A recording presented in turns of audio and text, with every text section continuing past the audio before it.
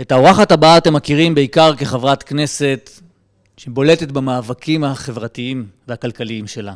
בזה היא שולטת, לא מכיר הרבה חברי כנסת ששולטים בזה כמוה, אבל עבורה השאלות המדיניות ביטחוניות הן חלק מאותן סוגיות, והן לא מנותקות מסדר העדיפויות החברתי, להפך.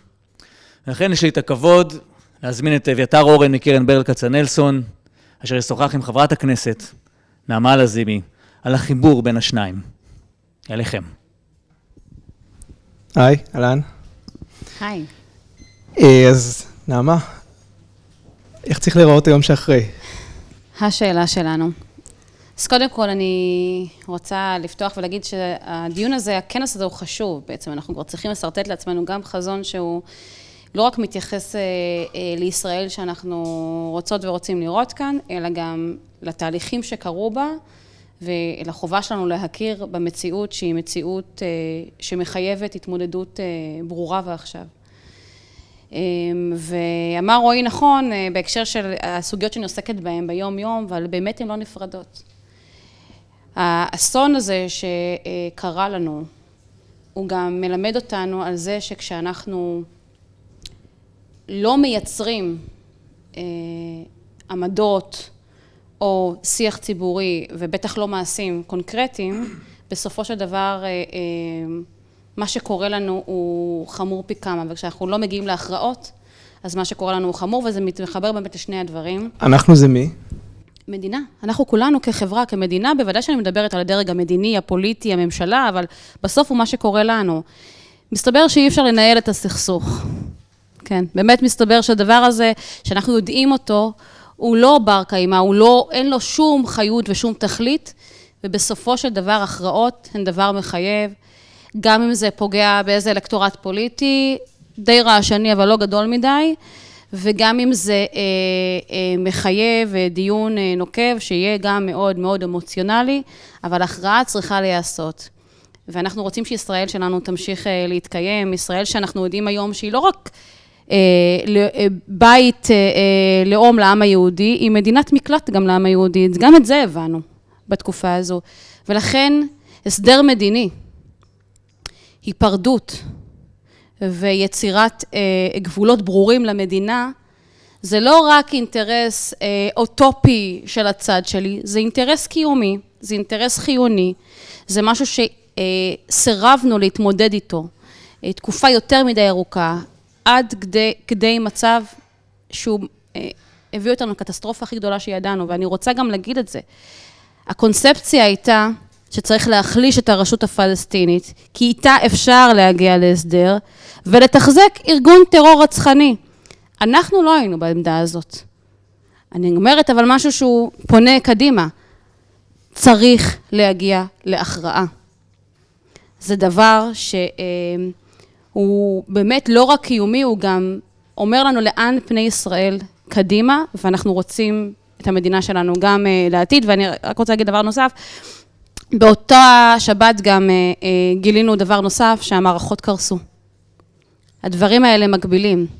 יותר מדי שנים הסתפקנו בפירורים, בעוד המערכות יובשו ויובשו והוזנחו והורכבו, כי גם מה שעשו בהן פנימה הוא תהליך השחתה שיטתי וברור, ומה שלא עובד בשגרה לא עובד בחירום.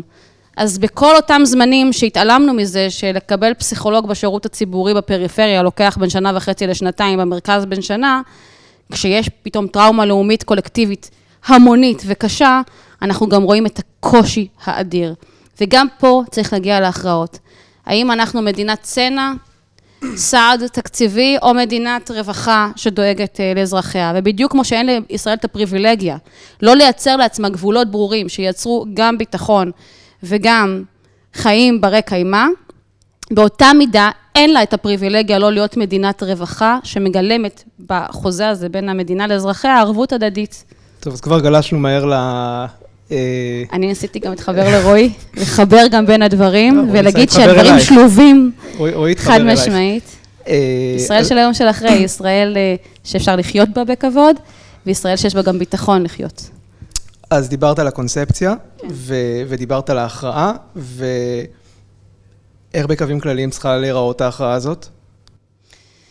תראה, קודם כל זה עלינו. להציב גם חזון שהוא חזון ברור, שהוא לא חזון מתפשר, ולא חזון שהולך בין הטיפות, אלא להגיד, יש כאן סוגיות, יש כאן לאומנות משיחית, שהיא גם היא משחיתה כל חלקה טובה. אני אלך איתך גם לסיפור הכלכלי רגע. אני בכוונה עושה את זה רגע, בגלל התקופה האחרונה. שכשאנחנו רואים שיש פה תקציב קיצוצים משירותים הכרחיים בעת מלחמה, אבל סקטור בסופו של דבר לוקח לעצמו יותר מדי מהחברה הכללית. אני מדברת על כספים להתנחלויות, וגם עוד אומרים לנו שזה הולך לביטחון, כשזה לא הולך לביטחון, ומשתמשים במאמץ הלאומי, משתמשים בזמן המלחמתי, כדי להטיב עם בייס, ולא לעשות את האינטרס הלאומי, ולעמוד על הצרכים החיוניים הלאומיים. הדבר הזה שקרה לנו בוועדת הכספים ובתקציב, אני רואה אותו כסמל. זה מה שקורה כאן שנים. זה מה שקורה כאן שנים, כשאנחנו לא מטפלים באלימות מתנחלים. כשאנחנו לא מטפלים בהרכבת מערכת החינוך הממלכתית ציבורית, ונותנים באמת לחברות ספציפיות, מגזריות, לקבל תקציבים שגם לא משפרים את היכולות של אותם ילדים, ולא נותנים שוויון הזדמנויות, וגם באים על חשבון הציבור הכללי, חד משמעית. כל הדבר הזה צריך להשתנות מהיסוד.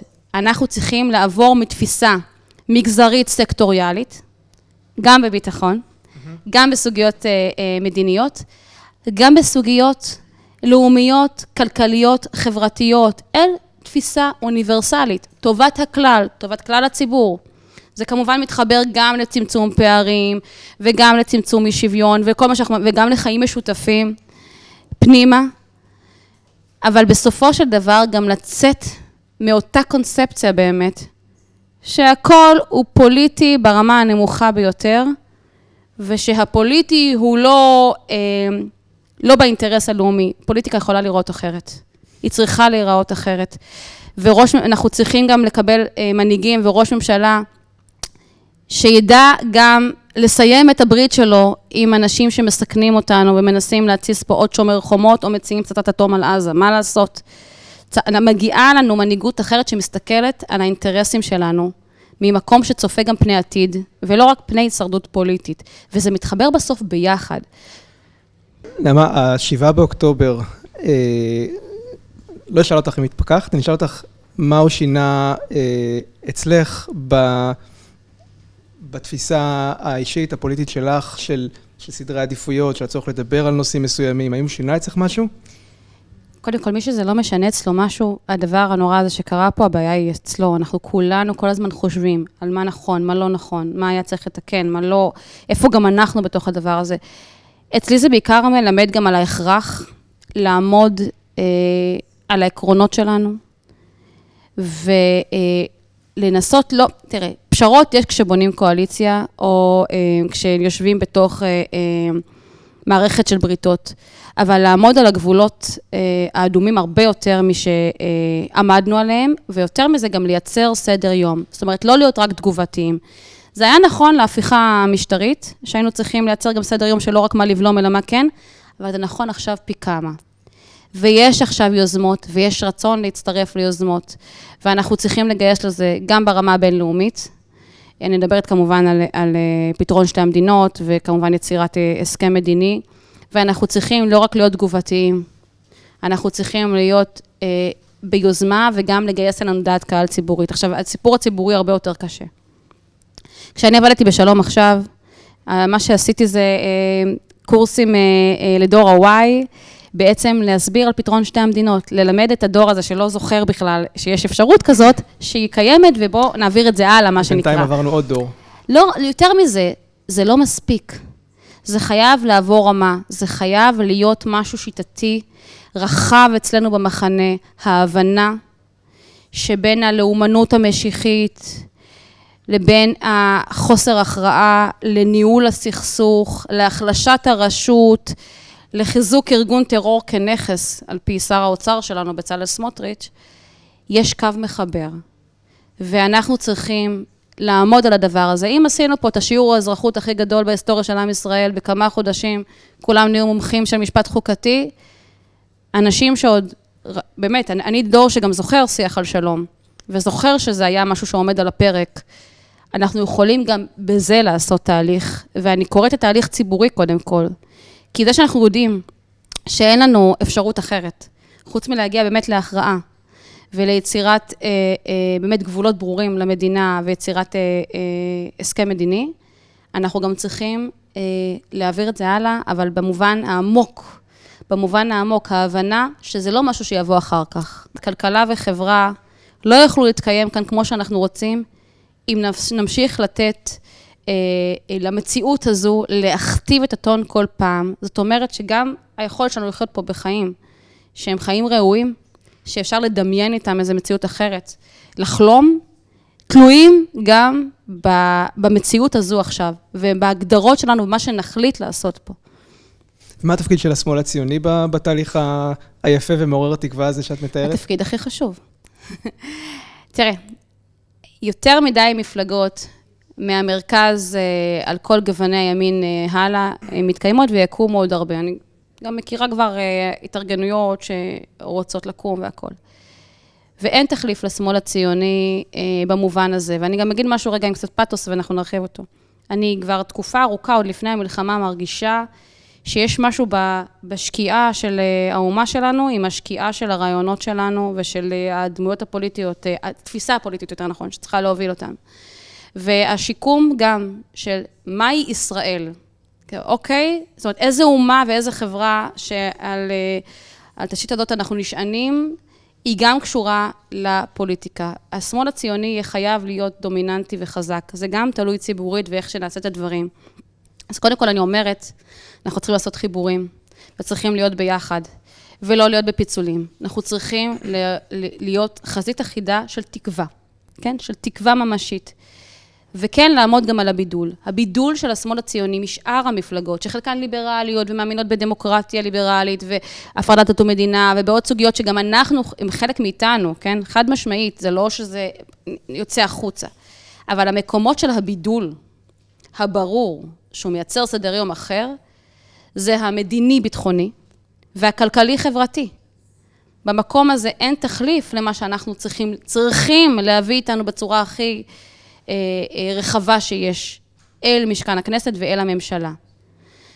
תדמיין לך שמי שמובילים את התפיסה האוצרית ביותר מדי שנים אחרונות, היו מקימים כאן מדינה. לא הייתה ישראל. לא היו נבנות פה לא תשתיות לאומיות, ולא שום תשתית רווחה שעליה אנחנו עד היום נשענים למרות הפירור השיטתי. וישראל היום היא מדינה עשירה. אנחנו במשבר כלכלי, זה נכון, אבל היא מדינה שיכולה לאפשר לנו הרבה יותר ממה שהיא מאפשרת. זה כמובן תלוי גם בזה שאנחנו נעשה צעדים מדיניים שיאפשרו להרים את הראש ולראות איזשהו אופק. זאת אומרת, זה באמת הרבה יותר פנימה, לא פעם אני אומרת, מאשר גם החוצה. זה נכון גם החוצה, זה נכון שזה יקרה בגלל המרחב שאנחנו נמצאים בו, בגלל האתגרים שהולכים להיות לנו פה, גם אתגרי אקלים וגם אתגרים ביטחוניים נוספים וגם אתגרים גלובליים אחרים. אבל זה גם נכון פנימה, כי זה יאפשר לנו לייצר פה חברה שהיא חברה הרבה יותר סולידרית והרבה יותר משותפת, ואני באמת רואה את זה קורה. זאת אומרת, אני מאמינה בזה ואני רואה את זה, אבל זה באמת גם משהו שתלוי בחיבורים הפוליטיים שאנחנו נעשה, ובמה שנייצר כלפי חוץ. השאלה האחרונה, יש סיכוי כזה, יש שמועה שצפויים שינויים פוליטיים מתישהו בישראל? יש שמועה כזאת. או שכן, או שלא, אי אפשר לדעת, אי אפשר לחזות מה יהיה מחר, אבל בעוד תקופה קצת יותר ארוכה אולי כן אפשר. אני מאוד מקווה שיהיו בחירות. כן. ויש סיכוי שנקבל איזושהי גרסה משודרגת של ממשלת השינוי, שבה היית חברת קואליציה. מה לדעתך, או מה את רואה, או איך את רואה שאפשר לנהל מאבקים, כמו שניהלת מאבקים יפים מאוד בתחומים שלך, בתחומים שאת יש לך ניסיון רב בהם, גם בתחום המדיני, גם בתחום, גם במסגרת המאבק הזה שאנחנו מדברים עליו. קודם כל אנחנו צריכים להניח תשתית כבר עכשיו. זאת אומרת, זה לא יכול להיות משהו שאנחנו באים איתו רק בהסכם קואליציוני. התשתית צריכה להיות מונחת. היצירת הסכמות גם בינלאומיות לחלק מהתשתית הזאת צריכים להיות כבר בתוך הידברות. זאת אומרת, זה תלוי בנו במה שנעשה גם עכשיו. אני בכוונה אומרת את זה, כי זה לא דבר שאפשר לבוא אליו לשולחן המשא ומתן בהפתעה. סוגיות מדיניות הן לרוב הרבה יותר דרמטיות מסוגיות כלכליות, למרות המציאות הכלכלית שיש בישראל, שבעיניי היא לא פשוטה, לא בשירות הציבורי, לא ביוקר המחיה, לא במשברים אחרים. וגם בה את מצליחה להשפיע ולשנות. אני לא חושבת שזה מספיק בגלל היעדר כוח פוליטי שיש לנו, הלוואי והייתי יכולה יותר, וזה משהו שכמובן הייתי מאחלת לו, אבל אני אומרת שפה זה אפילו מורכב יותר, ולכן החובה שלנו כבר עכשיו, כמו מה שנעשה כאן, הכנסים של יום אחרי, להתחיל לייצר לזה גם תשתית של שיתוף פעולה גם מימין. זה לא יוכל לבוא רק משמאל. השמאל הוא כנראה, בטח שלנו, הבסיס שייתן לזה את הכוח הכי מרכזי. אבל בסופו של דבר, זה עניין לאומי וקיומי לישראל, וצריך לחבר לשם גם מימין. ואני רוצה להזכיר שמציאות כזאת הייתה בעבר. אנחנו צריכים לנתק את עצמנו רגע מימין מאוד צערורי, שתשתלט פה על הכל. ולקח כל חלקה טובה, גם בהקשרים דמוקרטיים בסיסיים, גם בהקשרים של שוויון מגדרי, או של ערבות הדדית. רגע, ואנחנו כל הזמן כשמאל תגובתיים. אנחנו כל הזמן במהלך בלימה.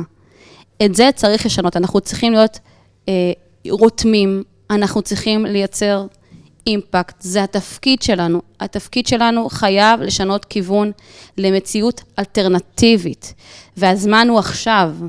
הזמן הוא לא לפני בחירות. אם אנחנו מעריכים שהדבר הזה הולך להתכנס, זה הזמן כשהמציאות בשטח מכתיבה ומחייבת אותנו לא לעצום עיניים. טוב, זה הזמן, וזה הזמן לסיים גם. ושנדע גם לחלום ולדמיין וגם להגשים. בהחלט. תודה רבה, נעמה. תודה.